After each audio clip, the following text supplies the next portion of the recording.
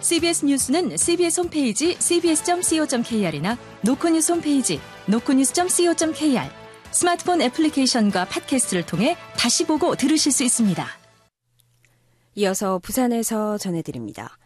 11.6 재보궐선거가 닷새 앞으로 다가온 가운데 금정구청장 선거 결과가 다음 지방선거 부산 지역 판세에도 적잖은 영향을 미칠 것이라는 전망이 나옵니다. 박중석 기자가 보도합니다. 부산 안에서도 보수 성향이 짙은 금정구는 지난 6월 구청장 보궐선거가 발생한 이후 한동안 지역 내에서조차 별다른 관심을 끌지 못했습니다. 하지만 11.6 재보궐선거에서 유일한 영남권 선거구라는 의미에 더해 야권이 앞세운 정권 심판로까지 연계되면서 전국적인 주목을 받고 있습니다. 무엇보다 한동훈 국민의힘 대표와 이재명 더불어민주당 대표 등 여야 지도부가 여러 번에 걸쳐 지원 사격에 나서면서 금정이 이번 재보궐선거 최대 격전지로 급부상하기에 이르렀습니다. 예상과 달리 전개되는 이 같은 선거 판도에 지역 여야 정치권은 금정에 대한 총력 지원에 나서고 있습니다. 여야 모두 각 당원 협의회나 지역위원회 차원에서 금정구를 지역별로 세분화해 선거운동을 지원하고 있습니다. 지역 정치권이 금정선거에 촉각을 세우는 데는 이번 보궐선거 결과가 2년도 채 남지 않은 9회 지방선거에까지 영향을 미칠 것이라는 전망이 배경에 있습니다. 최근 선거 때마다 부산 유권자들이 전국적인 판세와는 다소 차이가 나는 부산 고유의 표심을 드러냈던 만큼 이번 보궐선거의 표심이 다음 지방선거 때까지 이어질 수 있다는 겁니다. 다음 지방선거를 준비하고 있는 한 정치인은 금정에서의 이번 선거 결과가 다음 지방선거에서 나의 성적표가 될 수 있다는 생각으로 선거운동을 돕고 있다고 말했습니다. CBS 뉴스 박중석입니다. 11.6 재보궐선거 사전투표 첫날 부산 금정구청장 선거 사전투표도 순조롭게 진행됐습니다. 오늘 오후 5시 기준 금정구 전체 유권자 19만 589명 중 15,946명이 투표를 마쳐 8.37%의 투표율을 보였습니다. 이는 사전투표 첫날 같은 시간 금정구 기준으로 2022년 6월 지방선거 때의 9.66%와 2021년 4월 부산시장 보궐선거 당시 8.69%보다 조금 낮은 투표율입니다. 부산시 선관위는 보궐선거의 특성상 본선거일이 휴일이 아닌 만큼 사전투표 둘째 날이자 주말인 내일 유권자들이 투표장에 몰릴 것으로 전망했습니다.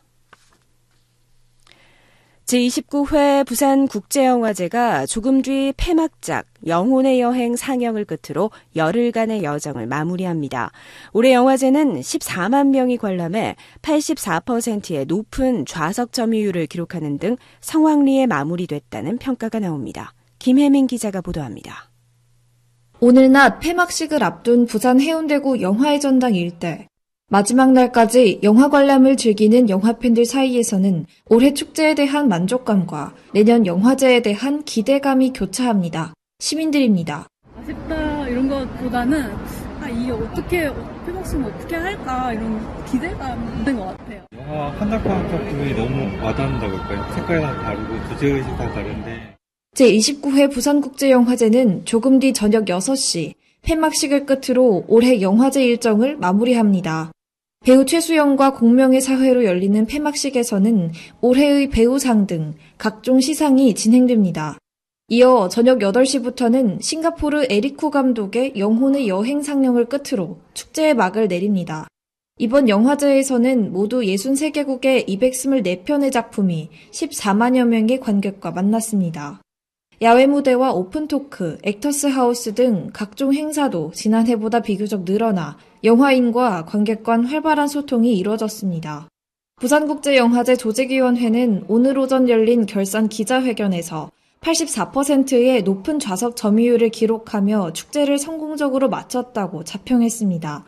내년 부산국제영화제는 추석 연휴와 전국체전 일정 등을 고려해 예년과 달리 9월에 열릴 예정입니다. 무사히 여정을 마친 부산국제영화제가 내년에는 어떤 모습으로 영화팬들을 만날지 기대감이 커지고 있습니다. CBS 뉴스 김혜민입니다.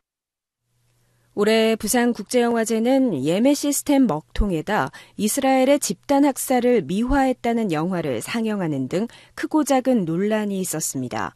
내년 30회를 맞는 비프는 추석 기간을 피해 9월에 열리고 아시아 최고 영화의 상을 주는 경쟁 부문을 도입하는 등 큰 변화를 예고하고 있습니다. 김혜경 기자가 보도합니다.